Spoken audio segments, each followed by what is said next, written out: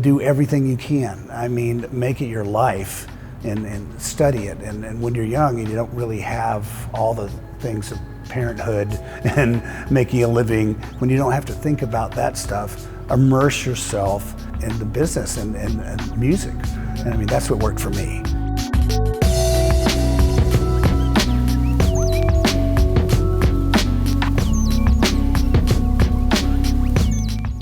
CHAS, if there's ever been someone where the line "when preparation meets opportunity," you really fit into this absolutely well. As an artist, songwriter, producer, engineer, guitarist, and just a world-class studio owner, you have many hats that you wear, and you've diversified yourself to a level that you have had major influence in so many areas of the music industry. It really, really is amazing. Thank you for joining us. Yes, my pleasure.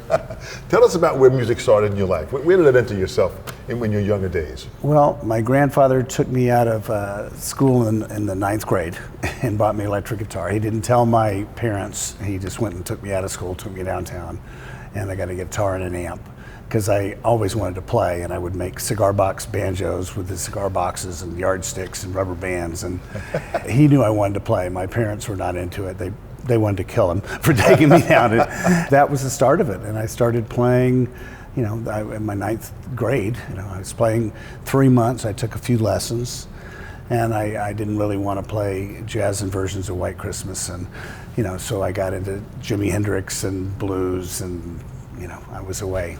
Within 3 months I was in a band. So who were you listening to at that time in those early days? I was listening to Hendrix, Clapton, 60s stuff that was on the radio, and they just had, FM was just coming in, and I started to listen to FM. They had it on in Atlanta, where I grew up. They had it on for an hour on Friday nights, and we'd just be glued to the big box radio.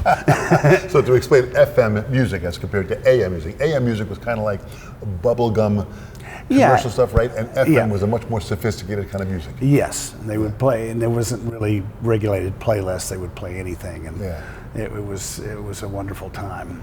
So where did some of your first bands start then?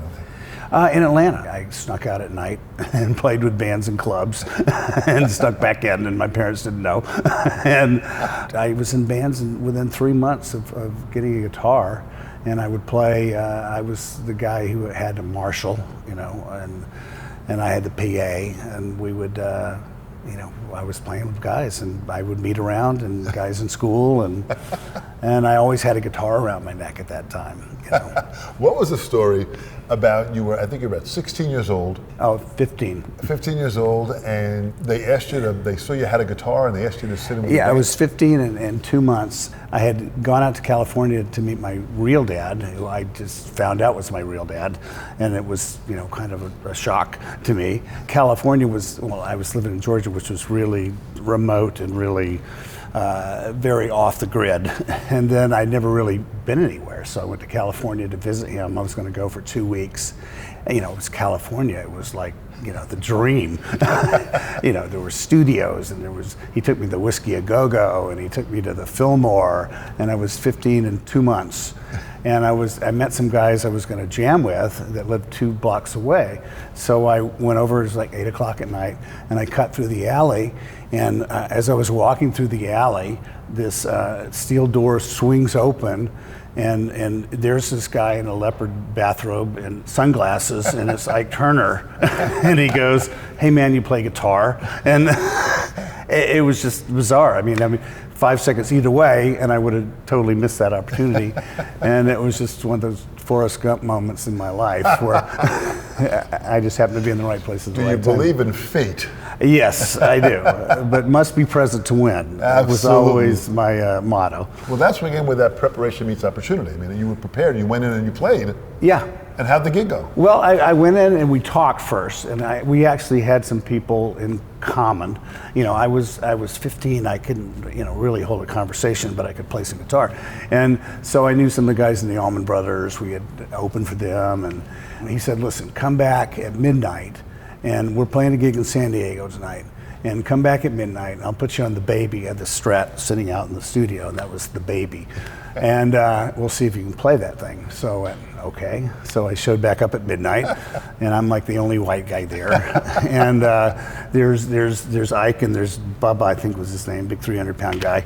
And they flew back, and everyone else had to drive back from San Diego. So as the guys started filtering in, everyone was asking me, "Are you Delaney?" And I go, "No." And "You Delaney?" "No." And then all of a sudden, Delaney and Bonnie come in, and my first session was with Ike and Tina and Delaney and Bonnie. It was like deep into the pool. And you're off and running at and this point. I'm off and running. That was at 15 and 2 months. So now the playing starts, where did the songwriting part come in? Because you've written some songs that have been just fantastic. Yeah, I always wrote. I mean, I would write music at first, and then I started writing more songs with lyrics. The lyrics became more important to me. A few years later, I started writing, and I went to England, and I lived in England for about 3 years, and I got a publishing deal in England with Johnny Nash's company. I started writing, and a bunch of writers there. I knew some Americans there, and we started writing and took writing very seriously and really got into writing. Missing You has had over 8 million documented plays. This is unheard of in our industry. Yeah. Where'd that come from as far as writing that song and building this machine that was just in this one song? Well, I was writing a lot before that, and I had a solo record before that. Just Missing You was one of those 5-minute things, literally. And we wrote it, and I was, John Waite had done one of my songs on the Baby's Broken Heart record. I had just come back from England, and we were recording songs I'd written with an English band, and they were really great. We had free time at the record plant in LA, and we're in the big studio, the one on 3rd Street before it burnt down, and had the big church organ, and it was, magnificent. And then the Babies were in this little bitty studio next door in B, and we were in C, and we're playing this song all day long, and I'm doing the pipe organ, and we're cranking it, and da-da-da-da. And then finally, the door swings open, and it's Ron Nevison and the Babies, and they go, "What is that song? You've been playing it all day. It's driving us crazy." And they ended up putting that song on the Babies record. And, it's another Forrest Gump moment. And that was my introduction to John Waite. And I did a solo album on Elektra. I eventually signed to Elektra Sound as a solo artist. I did a record, and John covered a song off my record, and then this was the third cover of John. And I was doing a record with John with Keith Olson was producing, and it just for whatever reason it just wasn't working out. Some records are like that. Yeah, it had the best of players, Bob Glaub and Jim Keltner, and were amazing players. I remember we were doing a session once, and he kept saying, "Play it like Ringo, play it like Ringo." The doorbell rings, and it was Ringo Starr and 2 other people. And he goes, "For the first time in my life, I could go here." And he went and had Ringo the Sticks. But anyway, they were memorable sessions, but it just wasn't gelling for whatever reason. And I knew John, and John was coming back to my house every night, and he's going, "I'm gonna leave the music business and start a haberdashery," and and he said, "What are you working on?" And I had a little studio upstairs at the time, and I had started this song, and he heard it. He goes, "Oh, I love this. I got to do it." I go, "No. This is songs I'm saving for my next record." And he goes, "Let me just sing it." And so he sang it, and then 2 years went by, and I didn't know anything about it. Then he calls me up and goes, "Man, we keep trying to cut this." "Cut what?" And he goes, "Missing You." I said, "What are you talking about?" He said, "We're at the record plant now. Can you come down and help us get some sounds like you did on the demo?" And so we did it, and the record came out. It went like 200 with an anchor, and it fell off the charts, and it was just gone, basically gone. And those were in the days before the Clear Channel effect, before one company owned all the stations, right. And they had mom and pop radio. So it had fallen off the charts, and it lost promotion from the label. And my friend who I'd done my album at in France, I cut it at Super Beer in France, and he called me up and invited me over. He goes, "Look, man, I'm really trying to do these demos. Will you come over and help me? Like, I'll give you money. You can stay at my place in the south of France. You can fly all your gear over and do whatever you want, record whatever you want." And I went, "Okay." So I was like, "Pew!" I was in the south of France. So, and back then it was, in the 80s, it was, you were at nowhere, because it was before CNN and before, the internet, and before all all this stuff. So when you made a call to America, you'd have to book a call to America. You know, you call the operator and they said, well, we can have it this afternoon at 3 o'clock. So anyway, so I'm there for 3 months and I'm recording all sorts of songs. And I'm driving down through Nice one day to get supplies. I'm about 40 minutes down the mountain. I'm in traffic and I'm hearing this thing and I go, that's really familiar. What is that? What is that? And it was like a 12-inch remix of Missing You, but they'd taken the guitar parts and looped them around, and it was like this 10-minute thing. And I go, that's my guitar part. What is that? And then John's voice came on. Oh, that's Missing You. What is it doing on the radio in Nice, France? And I turn around, drive 40 minutes back up the mountain, and call the operator and book a call to America. and I got somebody on the phone and said, you know, I thought I heard Missing You on the radio. And they go, well, yeah. And I go, well, yeah, what? And they go, it's #1. It's been #1 for like 8 weeks, and it's on soap operas and everything else. I go, what? How could I not know that? You know, because I was, you know, it's French TV. I'm in the middle of nowhere, and I didn't have a clue that it was a hit. And it was, you know, bizarre experience. This is another Forrest Gump moment. Yes. This really is. Your entire career has been like a box of chocolate. I know. I'm just, you know, it's really, I just keep going out there, and I really do expect things to happen, but I don't expect exactly what's going to happen. Yeah. So when they do, it's another Forrest Gump moment. You know? That's fantastic. So in the course of this time that you're playing, you're performing, when did you open the studio? Because the entire process. Well, I always had a studio before I had a record deal. I moved into this house in Hollywood Hills, and it was big 2-story living room, Spanish house. And I originally started in 2 cassettes recording, you know, bounced from record stuff in stereo and bounced another one in overdub in between. Then I got a TAC 4-track with simul-sync and was doing that. Then I got an 8-track. But I think it must have been a 4-track. And I cut some stuff, and it was live, and it was great players. Tony Ronigal was on it, and John Pierce was on it. And anyway, John Pierce had a cassette of the stuff that we cut, and he played it for Keith Olson. And he goes, yeah, he goes, this guy recorded this in his living room. And Keith heard it and goes, no. He said, yeah, on a 4-track in his living room. He goes, no way. He goes, yeah, he really did. I played on it. He goes, bring him in. I want to talk to him. So I brought it into Keith Olson, and that's how I hooked up with Keith Olson, and then started playing on Rick Springfield and Sammy Hagar and all this stuff with Keith. And you know, that led to, I got a 16-track, and so I was always recording at my home and trying to refine the craft. Yeah. I was trying, because I started off as a guitar player, and that was, you know, I was Billy the Kid. I couldn't hold a conversation at 15, but I could play guitar, yeah. You know? Yeah. And so I picked up all these other things along the way, and I really wanted to try to get them all to the same level. So I was always working on my songwriting, and I was working in the studio. And you know, I was the guy who stayed after the session and would pick the engineer's brain. You know, I was really just crazy about studios. And from Ike Turner, originally I walked in, I was playing guitar and it sounded great out there.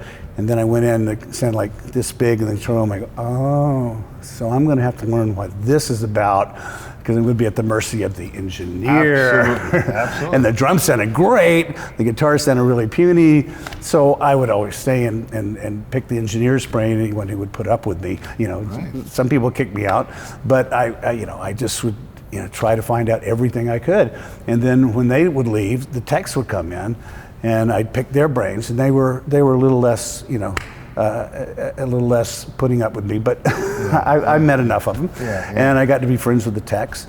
And so I did that. I took every opportunity I could to learn my craft and to learn new stuff.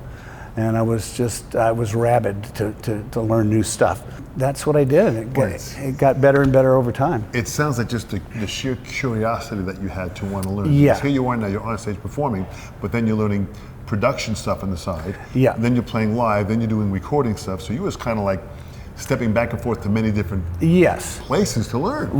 I really did. And I was hoping that the artist thing would take off, but then all of a sudden, you know, Missing You became, you know, it was bigger than life. It became so big so fast, and everyone was coming to me for production stuff, and it led to me producing Chicago and Stevie Nicks And that was all in your studio at Secret Sound that you were doing this all? I did initially, yes. I did Chicago at Secret Sound and when I had it in LA. And I did Chicago 19 there. Took over for David Foster, which is pretty big shoes to fill. Absolutely. I mean, I'm a young 20-something guy, and all of a sudden I'm doing the record. And, it took a while to get in there. The horn player showed up, they wanted to kill the producer, and I was like, whoa, okay, time out. First off, I'm a huge Chicago fan, and that was one of the first concerts I went to. Secondly, everybody gets to play on the record, and then they started easing back down, and then I worked with the guys, and it was like a classic Chicago record. So they really appreciate that, coming off of Foster, who there was no horns on the Foster records. Chicago's a horn band. He played most of the stuff himself, so they weren't too happy about that. They had huge success on one hand, but it wasn't really what they were on the other hand. So I tried to find a balance and make everybody happy, and it worked out pretty good. So finding that balance, I mean, this is interesting because that's a whole nother skill of personality and psychology, it is. Research. But you have to balance, egos and mindset and talent and ability and production. Yeah, it's really, I guess I've always been that way. I can multi-talented. I can think of a lot of things that are different at any given time. That's really an art, because and your ego too, you have to keep that in check, Absolutely. And if I was doing my record and I found 10 better songs, I would do the 10 best songs. My ego doesn't have anything to do with it. Right. And the same thing with Chicago. I'm going to find whatever elements make a great record.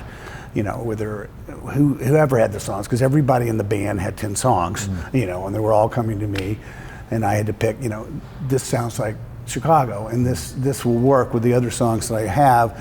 And at that time I was really conscious of making albums, which is kind of a lost art anymore.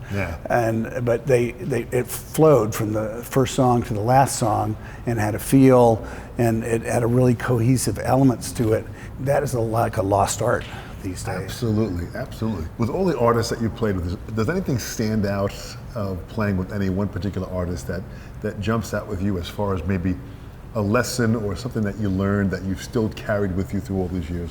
I had a real moment once. I never really thought about what I did. I always thought that this is what I'm going to do.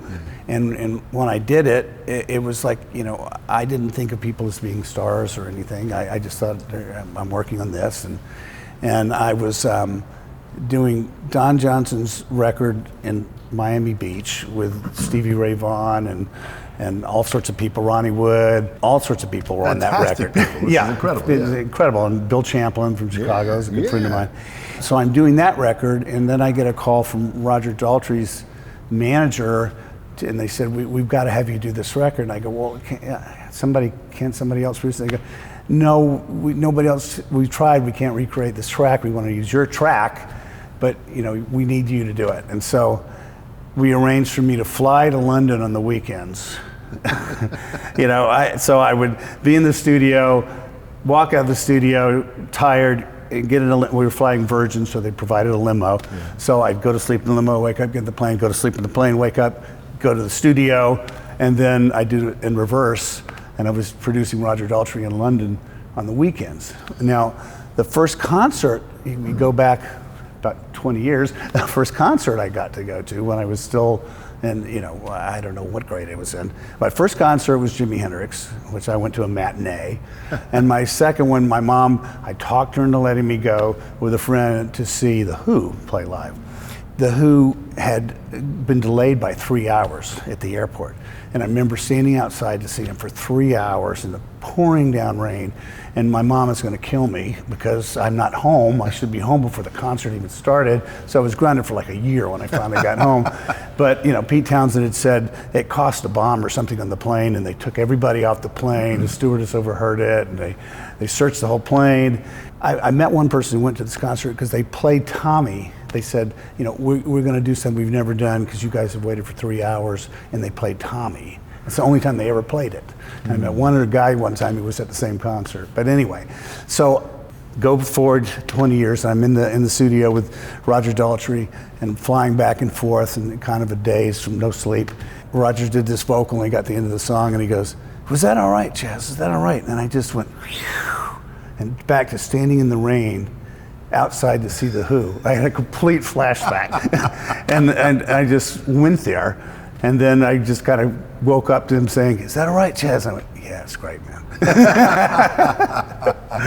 But that was one moment that always stood out to me. That is beautiful. So, I mean, it's amazing the experience that you've had. You mentioned about the Forrest Gump moments, and the Billy the Kid preparation of just being young and going out. I mean, you really have had a very, very unique direction in your life of what you've done. Yeah, I'm lucky that I started so young, right. Because I didn't know any better, and so I didn't have any limits on what I thought I could do. Yeah. And as you get, especially in this business, you get beat down a lot. Yeah. And I really just didn't know any better, and I just went, why not? I can do this.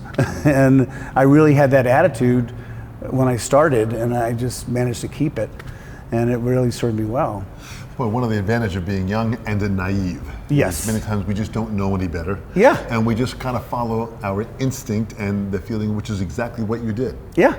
This is about this next generation of being able to listen to these interviews and learn from people like yourself, Chaz. And what's amazing about it is that you've had this incredible array of ability that you have kind of nurtured within yourself to write songs and play and produce and hear music, and just that's an amazing skill. What would you say to this next generation in closing? Think about these kids that are listening and they're saying, well, this is what I want to do. What advice could you give them to fire them up to continue their dream? Well, if you really love this, you will do it anyway. You can't be talked into doing it. If you love it, you're going to do it anyway. But do everything you can. I mean, make it your life and study it. And when you're young and you don't really have all the things of parenthood and making a living, when you don't have to think about that stuff, immerse yourself in the business and music. And I mean, that's what worked for me. It's harder today, but if you're young, you pick up on these things and go to every concert, go to see the people you love, and buy the records. And just listen to music and listen to a lot of it, and eventually your style will come out of that. And that's what's important. And you could do stuff like I did and do everything, or you can be just a writer, or you can be a player, but whatever speaks to you and speaks your heart, go for it with all the passion you can. Well, it sounds like there were many voices speaking to you at the same time. Yes, I was multiply afflicted. And many of the names that you mentioned, part of the responsibility that I want the listeners and the viewers to see is when you hear a name that you've mentioned, do the research. Yeah. David Foster, do the research. Yeah. Daltrey, do the research. Find out who these people are, because there's a history back there of who you've been associated with that has literally changed and continues to change the direction of the music industry. You've done that. Yeah. You've done that very, very powerfully. Yes, I feel very blessed. On behalf of the Sessions, Chaz, we thank you so much. This has been fantastic. Thank you. Thank you.